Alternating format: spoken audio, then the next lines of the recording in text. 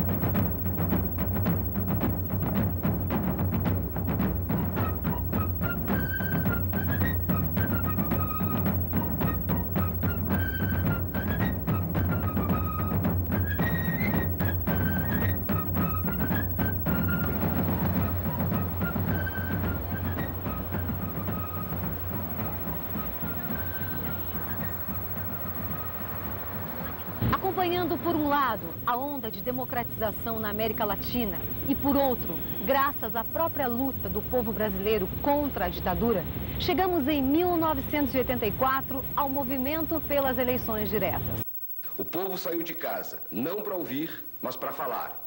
Para falar um sim, diretas já, que quer dizer não, não dá mais.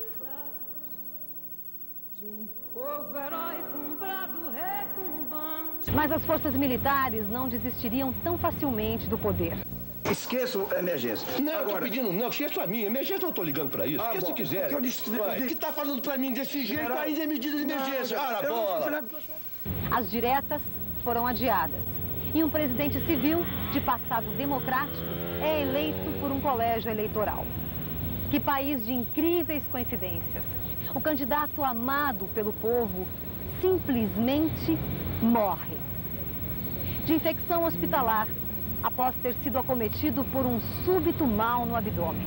Já podaram seus momentos, desviaram seu destino, seu sorriso de menino, quantas vezes se escondeu. Providencialmente, o vice José Sarney assume a presidência por longos 5 anos, representando a continuidade das forças militares no poder. Está aberta a sessão. Reunido com seu ministério, o presidente José Sarney anuncia o fim do Cruzeiro e pega a nação de surpresa com o Plano Cruzado. Iniciamos hoje uma guerra de vida ou morte contra a inflação.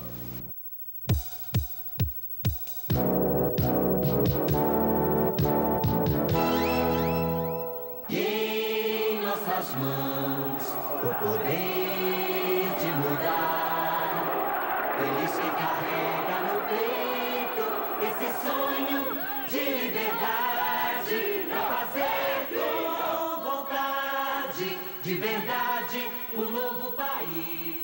As forças de oposição continuaram a sua luta. E numa onda de alegria e emoção, o povo se prepara para as eleições diretas. Entre os 22 candidatos, 2 ficam para o segundo turno. Um deles, o zineiro almofadinha, fabricado pelas elites e apoiado pela mais poderosa rede de TV. O outro, ex-operário, líder sindicalista, que consegue reunir à sua volta todos os candidatos de oposição à ditadura.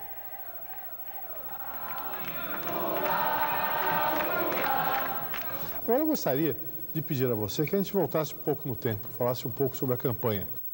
Alexandre, eu penso que poucas vezes na história de um ser humano ele tem a oportunidade que eu tive de viver da campanha das eleições para presidente da República. Foi a coisa mais extraordinária que eu participei na minha vida de 44 anos de idade, sobre todos os aspectos. Foi uma festa que eu penso que poucos brasileiros tiveram a oportunidade de viver na pele como eu vivi. Eu estou convencido que o Brasil nunca mais voltará a ser o mesmo antes de 89, Alexandre, porque foi uma campanha extraordinária, que entrou de gente, que entrou de movimento popular. Numa campanha, Alexandre, em que você deve conhecer um pouco, ou seja, numa campanha em que não tem dinheiro, numa campanha em que a coisa é mais alma, é mais brio, é mais vontade, é mais definição ideológica. Ou seja, as pessoas que entram na campanha entram porque percebem que esse é o caminho. As pessoas não entram porque são corrompidas financeiramente, porque recebem uma ajuda daqui, ajuda de lá. As pessoas entram porque estão convencidas de que deveriam entrar.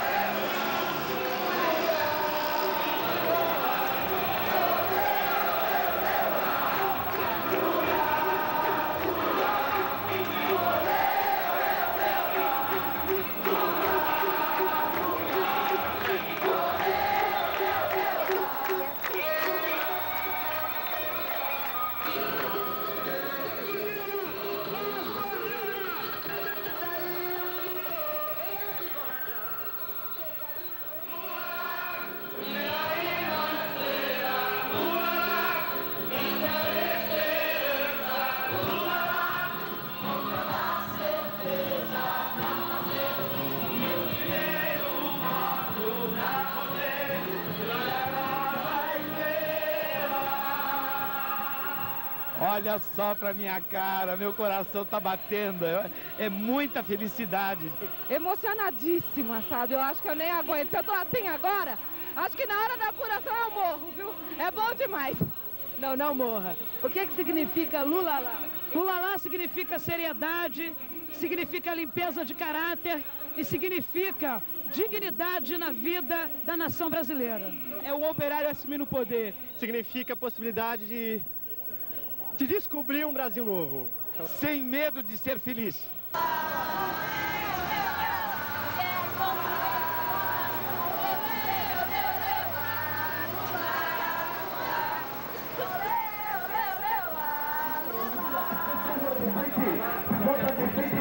Vota direto, Lula presidente, Lula, Lula, Lula, Lula, Lula, Lula, Lula, Brasil, urgente, Lula presidente, Brasil, urgente, Lula presidente, Brasil, urgente, Lula presidente, Brasil, urgente, Lula presidente. Companheiras e companheiros do movimento negro, companheiras e companheiros do movimento de mulheres, companheiras e companheiros dos partidos da Frente Brasil Popular. Está chegando a hora da virada da mesa nesse país. Mulher consciente, vota Lula presidente. Mulher consciente, vota Lula presidente. E essa é uma ocasião muito alegre para nós, porque é um momento de se encontrar todas as mulheres que de alguma maneira participamos dos movimentos de mulheres nesses últimos anos e que temos claro que a continuidade dessas lutas depende muito de um governo progressista, do governo do Lula. E é por isso que essa é uma manifestação suprapartidária e que reúne mulheres das mais diferentes origens e dos mais diferentes grupos. Nós trouxemos aqui um manifesto que foi assinado por mulheres de todos os partidos, ou de quase todos os partidos progressistas, né, que apoiam a candidatura do Lula. Depois nós vamos fazer uma corrente da unidade das mulheres na campanha do Lula, aqui em cima, nas duas calçadas do viaduto.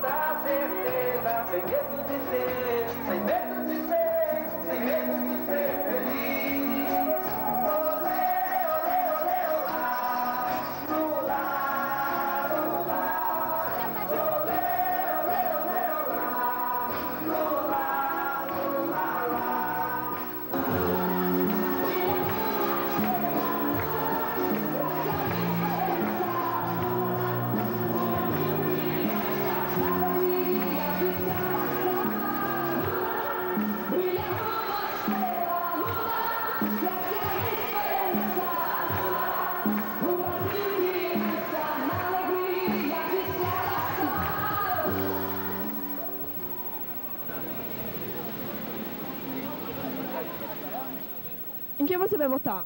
Votar no Collor de Mello. Por que não Lula? Você tem que proteger a empresa privada também, você tem que estimular o capital. O capital ele tem que produzir, porque no capital você tem um trabalho, o trabalhador ele fica contente quando o patrão tem lucro, e o lucro pode ser dividido entre os trabalhadores. Então os dois saem ganhando. O trabalhador também é um empresário, o empresário também é um trabalhador. Na medida em que ele defende o trabalhador, ele é um trabalhador. Ele até fica depois do expediente, trabalhando. Os microempresários, principalmente, são trabalhadores. Agora, veja bem, entendeu?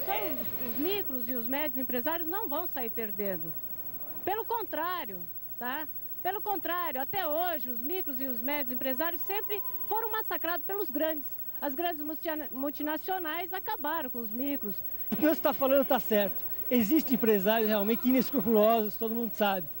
Mas tem que ser punido, tem que punir. Existe uma fita de vídeo que o pessoal de jornalismo de Alagoas mostra do passado de Collor, né? Então ele foi um prefeito biônico, né? Quando ele era governador, ele foi uma pessoa que faliu o Banco Estadual, o Banco do Estado, e faliu em benefício aos usineiros. Então, votar numa pessoa dessa, ou por ignorância, ou quem tem algum interesse. Eu acho que só existem esses dois casos. E a Lula presidente. Olha, eu não tenho procuração para defender ninguém, mas eu acho que tudo tem que ser apurado e provado, né? Eu acho que tem que haver uma seriedade nesse sentido. Falou, acusou, prova e mostra para a opinião pública, para a gente saber. A gente tem que ficar informado disso, né? Se ele for um cara, como você está dizendo, que não é bom, a gente tem que ser informado, mas aí que está o trabalho dos jornalistas, saber informar a gente, para a gente dirigir o nosso voto. O caso Lubeca foi um caso que não foi provado, mas no entanto saiu em todos os jornais, enquanto o caso Collor, tudo que o Collor faz não sai em nenhum jornal, não sendo provado ou não. Comunicação, né? Lá em Alagoas, ele em Alagoas, ele detém a família dele detém o centro de comunicação, jornais, rede de televisão e tal. Então não existe interesse nenhum de que se divulgue isso daí. Tanto é que no estado que ele foi governador, foi um péssimo governador, mesmo assim ele está com 85%. Porque a imprensa, os órgãos de comunicações, rádio, ele tem os meios e faz a cabeça do povo, entendeu? Se o povo de São Paulo, que é um povo mais esclarecido e tal, cai nessa ladainha, que vai pensar de um pessoal que morre de fome e mora no interior do Nordeste, entendeu? Então, não tem... Tem outra coisa. Anteontem, na Folha de São Paulo, saiu uma notinha muito pequena, que existe um cinegrafista, que ele pôs uma fita, que é de um comício do Collor, onde o Collor ele filmou tudo, né, com a câmera, onde o Collor ele agride um jornalista, um fotógrafo, tirando foto do comício dele, entendeu? Isso é uma prova, e a Folha publicou um quadrinho muito pequeno, né, coisa que devia ter um destaque muito maior. Então acho que no auge das vaias, né, ele ficou tão nervoso que, passando perto de mim, me soqueou na boca do estômago.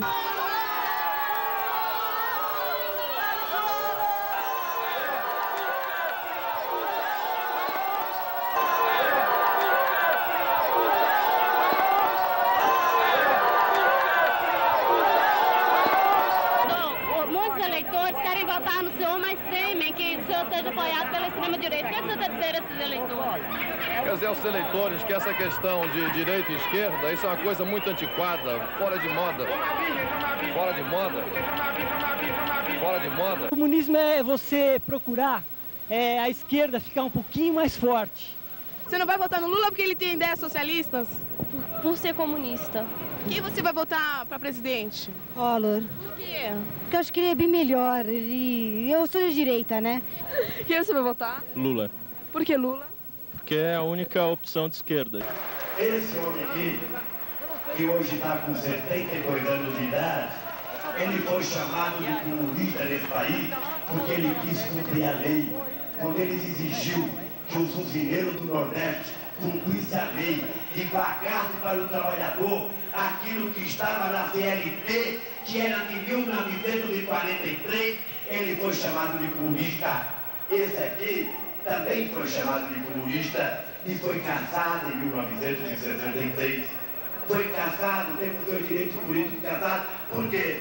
Porque tinha a hombridade de, na Câmara dos Deputados e na sua vida política de defender os interesses da maioria do nosso povo. Brizola também foi cassado. E por que foi cassado? Não foi porque roubou, não foi porque matou, foi porque um dia ousou a defender os interesses da maioria do povo brasileiro. Portanto, gente, eu quero dizer, olhando para o Mário Covas e para o Arraes, olhando para o Brizola, que não está aqui, mas olhando na cara de vocês, eu sinto orgulho, porque a minha aliança é a coisa mais decente que já pôde acontecer a nível da aliança desse país. Entende? Você vai votar no Lula, é isso? Por que você vai votar no Lula? Porque eu acredito mais nele e acho que o Collor me passa uma imagem falsa. É uma coisa meio pessoal. Eu acredito mais no Lula, tá? A mesma coisa.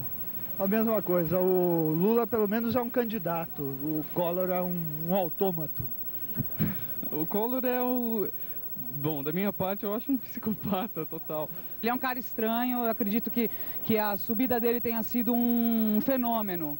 Um fenômeno porque as pessoas são altamente mal informadas, entendeu? Se fosse votar nessas eleições, você ia votar no Lula? Não. Por quê? Porque eu acho que ele não tem capacidade de governar um país, ele não tem capacidade de ser um presidente, ele não tem como ser um presidente, entendeu? Ele não tem por que ser um presidente, porque ele é um cara ignorante. Nosso país, você tem que ver que ele é formado de 70% de analfabetos, entendeu? Então está entrando mais um analfabeto na presidência. Eu sou professor universitário, eu não voto em analfabetos. Desde que eu me entendo por gente, nós sempre ouvimos falar num presidente de cultura, rico, e então nós nunca vimos nada mudar. E Lula é um operário, ele pode sentir o que nós sentimos. Por que Lula? Eu acho que ele é o candidato que apresentou maiores condições, tanto políticas quanto estruturais, durante a campanha, tanto no primeiro turno e principalmente agora no segundo turno, onde ele demonstra toda uma habilidade de estadista, surpreendendo a gente de uma certa forma, afinal de contas, um operário, como eles dizem que ele é sem educação, sem instrução, se mostra de repente um estadista muito mais culto e muito mais bem preparado que o Fernando Collor de Mello, com toda aquela gama intelectual que ele diz ter. Nós vamos em Maceió pela terceira vez para dizer que ele é mentiroso, que ele é filhote da ditadura, ele é boneco da Rede Globo de televisão. Nós vamos dizer isso porque se faz necessário desmascarar. Ele tentou se transformar em mito, tentou se transformar num símbolo, dizendo que caçou Marajá, quando na verdade foi pego esses dias 8.000 camisetas sendo feitas numa empresa do Najib Nada. Porque não era apenas comício. Não estava lá os artistas apenas, porque os artistas que foram no segundo turno, não era artista que ia para ganhar dinheiro, eram pessoas que iam para dizer, eu estou apoiando essa candidatura, não iam para ganhar dinheiro, não iam fazer um show. Ou seja, você não via no nosso boletim, compareça ao comício que vai estar presente o Alexandre Machado, que vai estar presente o Chico Buarque de Holanda, o Djavan. Não, você convocava, compareça no comício que vai estar lá o Lula, o Bisol, tal. E os artistas vinham, sabe, como um complemento para poder dar o seu depoimento político, muito menos para cantar. Salve o Lula, salve o futuro do Brasil! Salve o Lula, gente!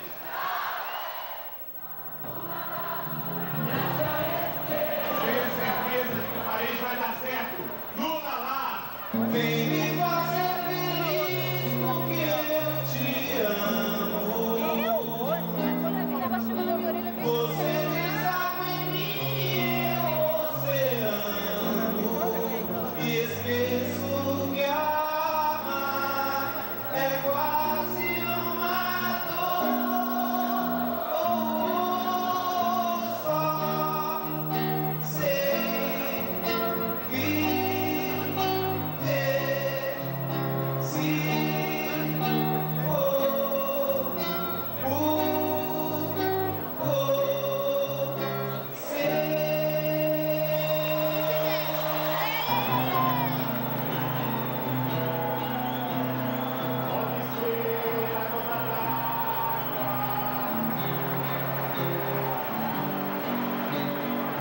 Pode ser a gota d'água. Lula lá.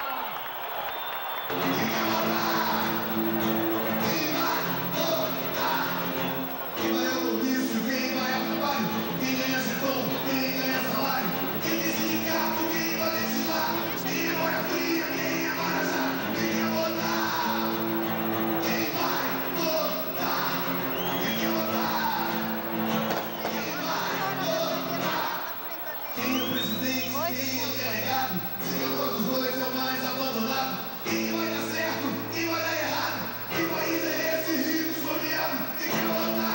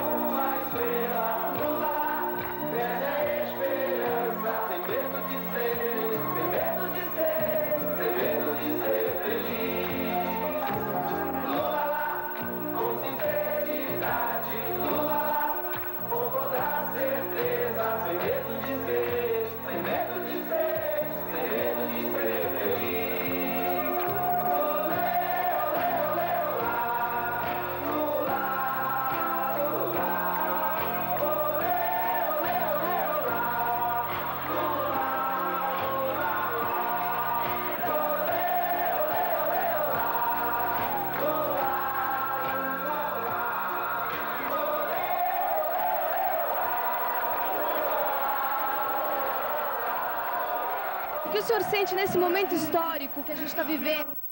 Eu devo sentir o que tu estás sentindo também. Quer dizer, uma profunda emoção e uma alegria maior até de sentir que o país da gente muda rapidamente e de que a gente vai poder aprofundar essa mudança com o governo do Lula. A eleição de Lula significa a realização do sonho dos anseios mais profundos da humanidade, de liberdade, de fraternidade, de justiça. Os anseios de pessoas como Zumbi de Palmares, Antônio Conselheiro, Mandela, Martin Luther King, Gandhi e da grande massa de trabalhadores do mundo todo. Eu acho que realmente vai chegar ao poder no Brasil alguém que tem condição de entender o que as mulheres sempre almejaram, uma situação de igualdade, sem paternalismo, sem servir o cafezinho na política. Vamos ver se a gente chega lá com o Lula.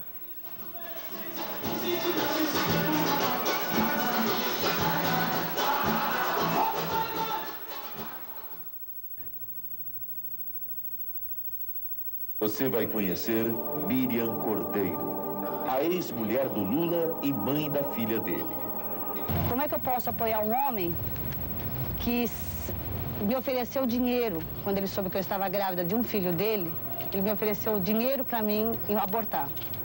Mesmo que fosse verdade, sob a ótica feminista, a atitude de Lula teria sido a mais digna que um homem pode ter diante de uma gravidez acidental. Eu só queria passar isso para as pessoas, que eu estou aqui espontaneamente. Não fui convidada, eu me convidei. Mentira, mentira e mentira. Conforme a denúncia da jornalista Maria Helena Amaral, na época assessora da campanha de Collor, Miriam teria recebido 200 mil cruzeiros do PRN para ir à televisão. Eu não gostei, fiquei chateado pra caramba o que a namorada dele falou aquilo. Eu fiquei muito chateado, isso que eu tô muito chateado, mas não tô chateado com Lula porque é Lula na cabeça.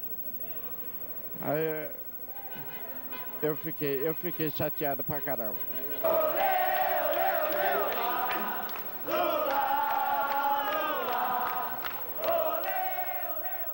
Preciso que se leve como pressuposto básico a necessidade de qualquer entendimento, parte do princípio de que precisamos recuperar o poder aquisitivo da classe trabalhadora, ou seja, recuperar o salário que a classe trabalhadora teve arrochado nesses últimos anos.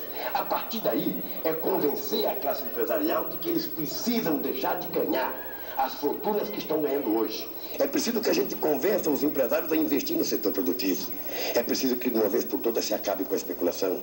É preciso que as pessoas não invistam no dólar, não invistam no ouro, não invistam no ovo, invistam na produção. Invistam na produção de roupa, na produção de sapato, na produção de máquina, na produção de carro, na produção de navio, na produção de coisa que gera emprego. Muito obrigado e eu espero que a minha participação nesse debate possa ter contribuído para dizer que o famoso caçador de Marajá não passa de um caçador de maracujá. Realmente o Lula foi melhor, né? Porque o Lula, eu acho que é difícil o Lula não ir melhor no debate, porque o Lula ele tem o que falar, ele tem uma proposta, ele tem um ideal, e o Collor não tem, é um candidato completamente produzido, ele não tem conteúdo nenhum, né? Se houvesse 10 debates, 20, quantos fosse necessário, o Lula sempre ia ganhar, porque o Collor é um boneco. Não, o que está acontecendo é de manhã a polícia descobriu, depois de ter prendido uma das sequestradoras, prendeu outros 3 mais tarde, só que alguns sequestradores ainda se mantêm dentro da casa ao lado do Abílio Diniz. A quadrilha está sendo chefiada por um homem que se chama Juan, que se diz argentino, e o último contato da polícia feito com os sequestradores dentro da casa, através de um vitrô que tem na parte frontal da casa.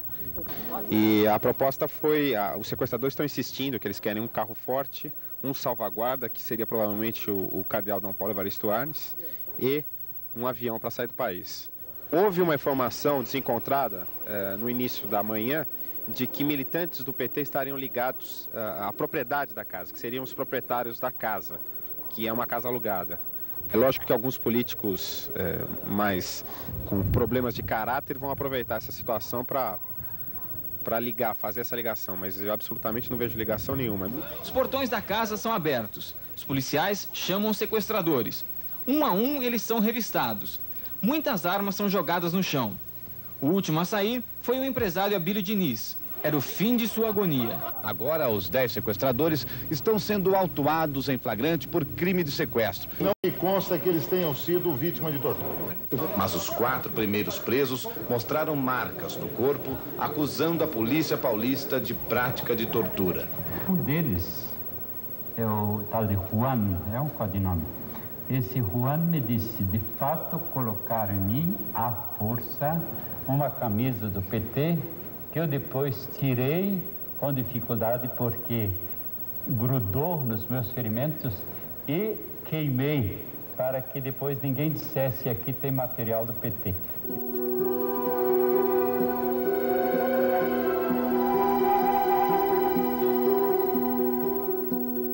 E as pessoas estão extraordinariamente preocupadas com o problema da poupança, porque consta que poderá haver o congelamento da poupança.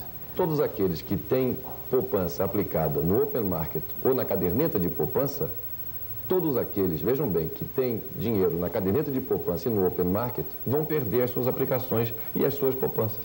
Mas essa tese do calote na dívida interna nos deixa a todos apavorados. Quer dizer, como é que ele pode sequer defender essa tese? Isso é algo indefensável, porque isso ataca e afeta o pequeno poupador. Como? Ele está jogando uma bazuca, uma bomba de 100 megatons em cima de toda a sociedade brasileira.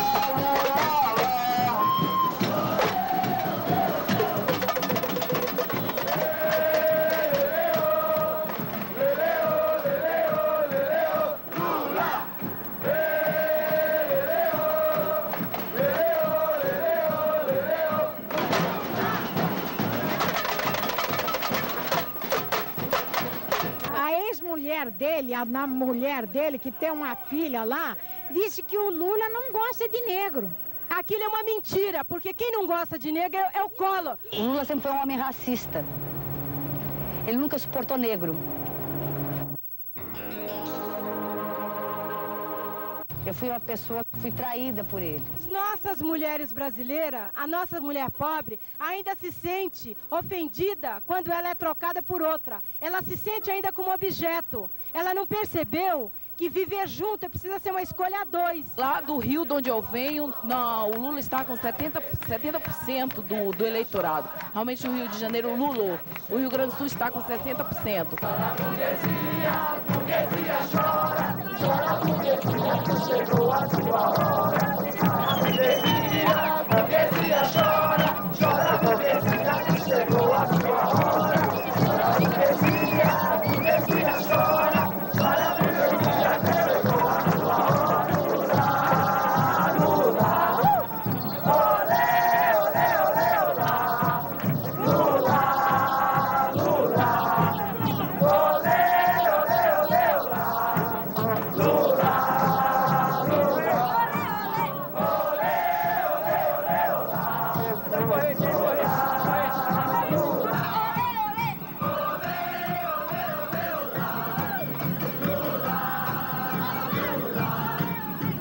Faltam 17 minutos para ele ser presidente.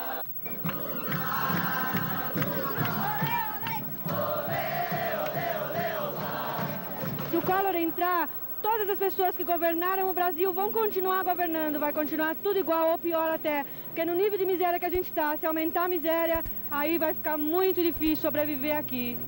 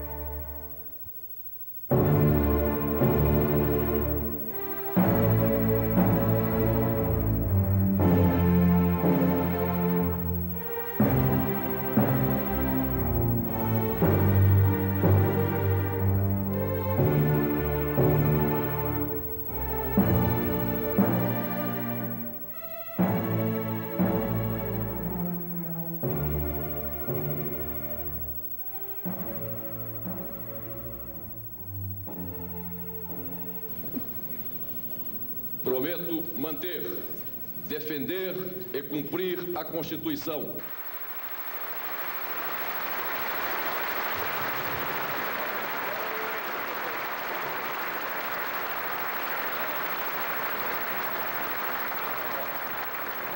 O presidente da República já deu posse ao ministro da Justiça, que vai assinar com ele as medidas que vai mandar amanhã para o Congresso Nacional. Ele assinou sem esperar um minuto. Eu penso que era preciso haver um enxugamento da liquidez, era verdade. Era preciso acabar com a especulação financeira, era verdade. Mas daí você tratar o poupador que foi fomentado pelo governo o tempo inteiro para poupar como especulador, daí você não levar em consideração, sabe, a diferença entre pequeno e microempresário e médio com grandes empresários, tratando os desiguais de forma igualitária, sem perceber que estaria aumentando as desigualdades. Ou seja, foi uma coisa que nem Mussolini fez na Itália. Nós fizemos um programa econômico que muitos não entenderam, inclusive até hoje. Isso é o mais interessante. Na época do Plano Cruzado, foi tentado fazer a mesma coisa que está acontecendo agora. Não deu certo na Argentina, não deu certo no México, não vai dar certo no Brasil. Eu pergunto à senhora, primeiro, por que a senhora acha que a inflação está voltando gradativamente? Segundo, em que nível a inflação teria que estar para obrigar o governo a reindexar a economia? 10%, 20%? O governo não vai reindexar a economia, a inflação não vai chegar a 20% e eu considero que já exaustivamente, por diversas vezes, falei sobre esse assunto. Se o senhor quiser ainda ganhar essa oportunidade de me fazer uma pergunta sobre o assunto em tema, eu terei prazer em responder. Eu queria que o senhor respondesse essa pergunta. Não, eu vou responder essa pergunta. O que começa a acontecer é que entra a realidade do discurso na televisão. E o que tem acontecido diariamente em cada casa nesse país tem levado o povo a fazer uma reflexão e a entender que as coisas não são tão bonitas como tentaram vender para a sociedade. Nós consideramos que a situação está completamente sob controle. Eu acho que ainda tem muita gente que vive com a ilusão de que o rico ficou pobre, né? Só que ele pobre continua pobre também, ou seja, ele não melhorou, ou seja, ele está contente de ver contando a desgraça, mas ele não está contente ainda porque não saiu nada para ele. E também não é verdade que quem era rico ficou pobre, porque quem era rico continua rico. Eu tenho certeza que o Antônio Emílio de Moraes, que o Roberto Marinho, continuam tão poderosos quanto antes. Eu vou repetir o que tenho dito sempre, não tenho nada a dizer, tenho nada a dizer, tenho nada a dizer, tenho nada a dizer. Nos barracos da cidade, ninguém mais tem ilusão. No poder da autoridade, de tomar a decisão. E o poder da autoridade, se pode não faz questão. Se faz questão não consegue enfrentar o tubarão.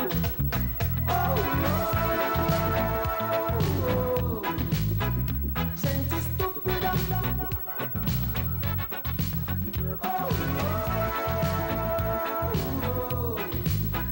Gente hipócrita.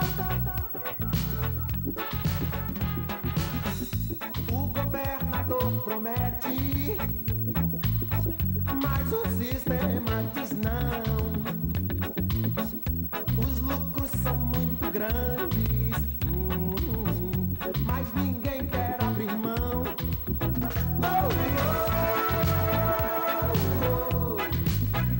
Gente estúpida.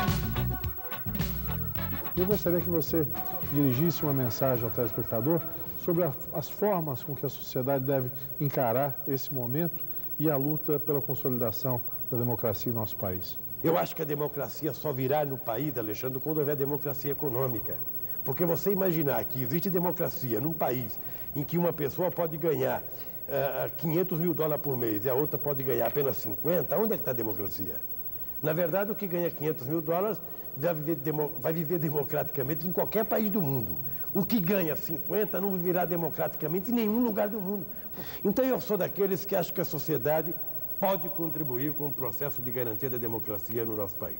Primeiro, se organizando cada vez mais nas entidades representativas da sociedade civil, acreditando mais nos sindicatos, acreditando mais nos partidos políticos, acreditando inclusive no Congresso Nacional, na Assembleia Legislativa e na Câmara dos Vereadores como instituições que podem fortalecer a democracia. É muito perigoso ficar acreditando em toda essa guerra psicológica que se faz contra as instituições, Congresso Nacional, Assembleia Legislativa, ou seja, o Parlamento como um todo, porque sem o Parlamento não haverá democracia.